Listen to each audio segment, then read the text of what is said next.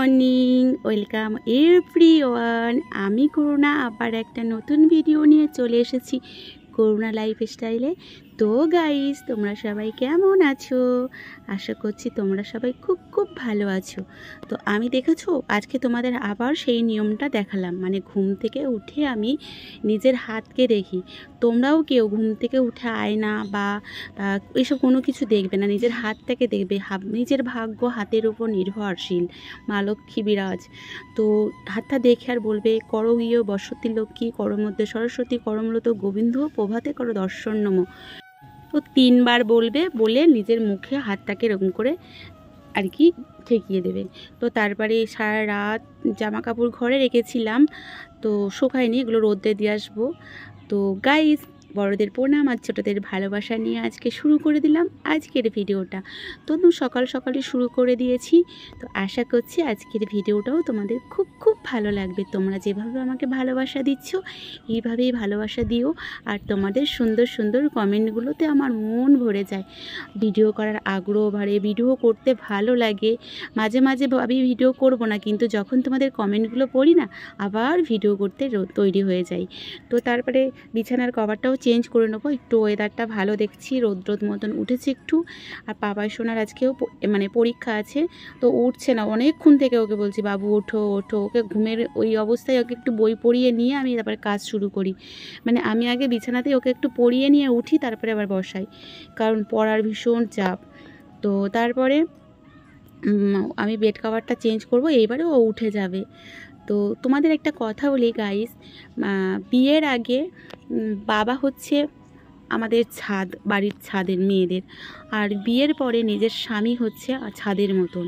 আর সেই স্বামী যদি স্ত্রীর কথা শুনে, মানে আমাদের কথা শুনে চলে, আর সেই কথা শুনে চলে যদি তার সংসারের মঙ্গল হয় বা উন্নতি হয়, সেটাকে কি অনেকেই কি বলে বউর ভেরুয়া, বা বউর কথা শুনে চলে, বাজে কথা আরও মানে কুকু মন্তব্য করে কিছু কিছু নিচু জাতের মানুষ আছে যারা, মানে আমি সবার ক্ষেত্রে বলবো না, যাদের মানসিকতা নিচু, যারা নিচু টাইপের, তাদের মানসিকতা এই টাইপের।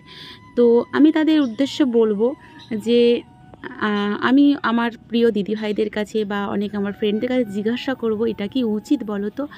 যদি তার স্ত্রীর কথা শুনে চলে, তার যদি জীবনে উন্নতি হয়, তা সেটা কি ঠিক না ভুল?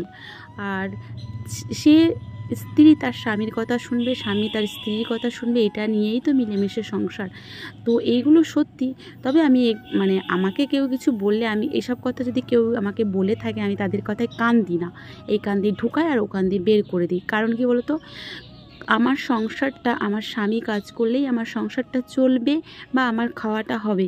আমার স্বামী যদি কাজ না করে, আমার খাওয়াটা হবে না, কারণ আমাকে কেউ খেতে দেবে না। তারা ওই দু কথা বলতেই পারবে, কারণ আমার সংসারটা আমার স্বামী আর আমাকে দুজনে মিলেই মানে চালাতে হবে, দুজনে মিলেমিশেই আমাদেরকে এগিয়ে নিয়ে যেতে হবে। তো একটু কারেন্ট চলে গিয়েছিল, তো যদি আমি এই কথাগুলো বলার মধ্যে কোনো ভুল বা তোমাদের মনে হয়, তবে আমাকে সেটা ধরিয়ে দিও, আমি অবশ্যই তোমাদের কাছে ক্ষমা প্রার্থী। তো জানি না, আমার যেটা মনে হয়েছে, তোমরা তো আমার আপন প্রিয় বন্ধু বা দিদি ভাই বা আমার আপন পরিবার, তোমরা আমার নিজের, তোমরা সব থেকে নিজের, যেটা আমি তোমাদেরকে বলি সব কিছু, তাই তোমাদের বললাম। তো আমার মনে হলো তোমাদেরকে বলা উচিত। আরও জানো তো, ভেতরে অনেক কষ্ট আছে, সব কিছু তো সোশ্যাল মিডিয়াতে বলা যায় না। একদিনকে একজন কমেন্ট করেছিল, দিদিভাই তোমাদের লাভ ম্যারেজ মানে অ্যারেঞ্জ ম্যারেজ? আমি বললাম আমার লাভ ম্যারেজটা, বললো ভিডিওটা লাইভ এসে বললো এই তোমার লাভ ম্যারেজ নিয়ে ভিডিওটা একদিনকে দেবে। তো ঠিক আছে, একদিন আমার লাভ ম্যারেজের ভিডিওটা একদিনকে তোমাদের দেব। আর যদি কেউ জানতে চাও, সেটাও অবশ্যই কমেন্ট করে জানিও, অবশ্যই আমি করব।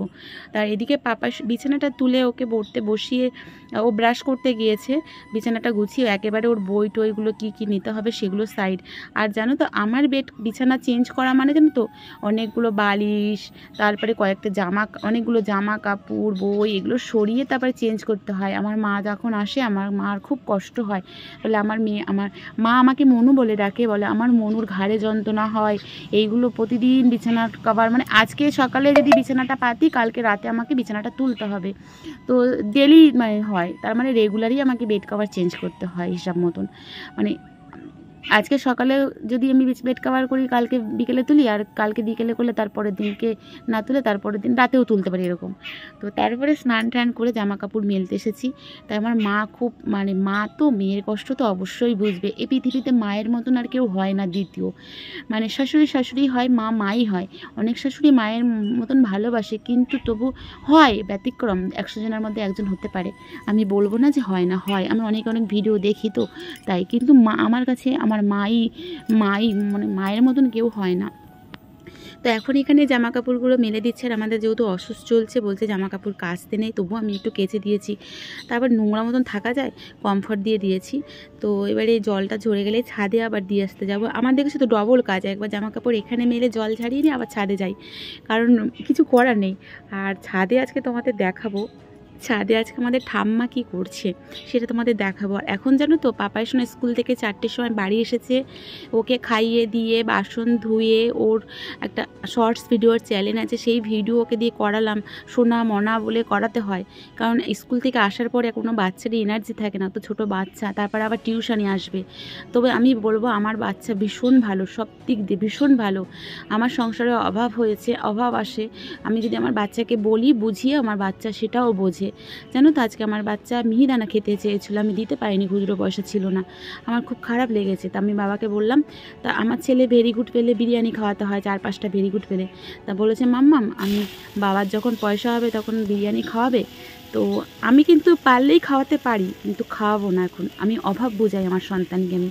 তো তারপরে দেখো আলু আর বরবটি ভাজা করব, আর আমার ছেলে একদম সাদা ভাজা খেতে চাইছে না, বলছে মাম্মাম পান্তা ভাতের সাথে আলু ভাজাই খাবো, কিন্তু সাদা খাবো না।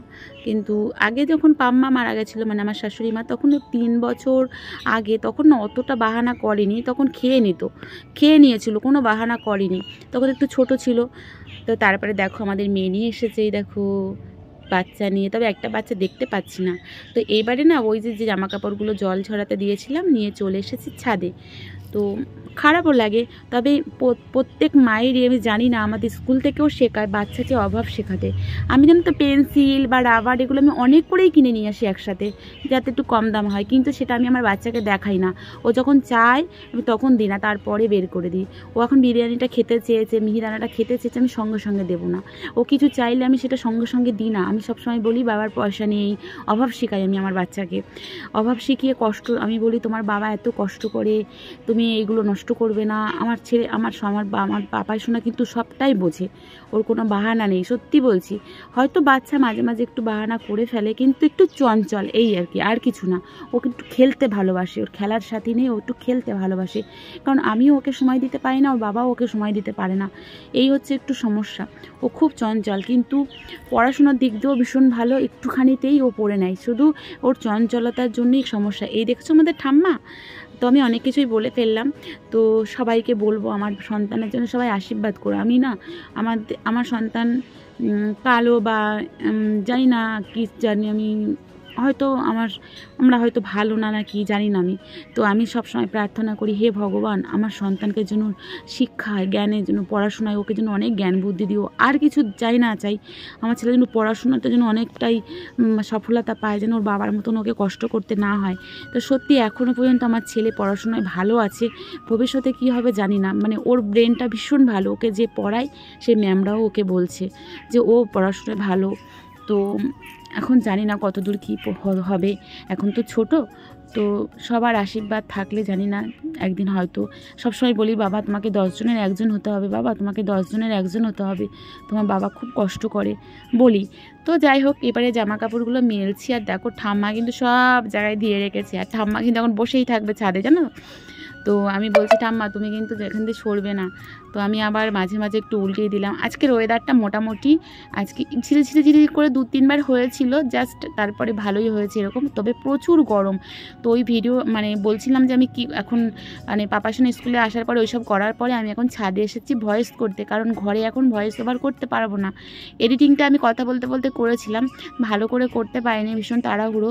তো মানে এখন ফ্যান চলছে, ওরা শুয়ে আছে, ঘরে বসে এডিটিংটা করাও যাবে না। তো যাই হোক, এই যে ঠাম্মা আজকে সেরকম তোমাদের কিছু নিরামিষ এই রান্না শেয়ার করতে পারিনি। তো এই যে জামা কাপড় মেলে দিয়েছি। ভিডিওটা তোমাদের কেমন লেগেছে অবশ্যই জানিও। ঠাম্মা দেখছো ঘুরঘুর করছে ছাদে সবসময়। তো নেক্সট তোমাদের সাথে আসবো নতুন কোনো ভিডিও নিয়ে। তোমরা ভালো থেকো, আর আমার ভিডিওটা দেখার জন্য অসংখ্য অসংখ্য ধন্যবাদ। আর আমার ছাদে এখন ভয়েস করছে, খুব গরম হচ্ছে। তো গুড ইভিনিং, টাটা, জয় রাধে মা।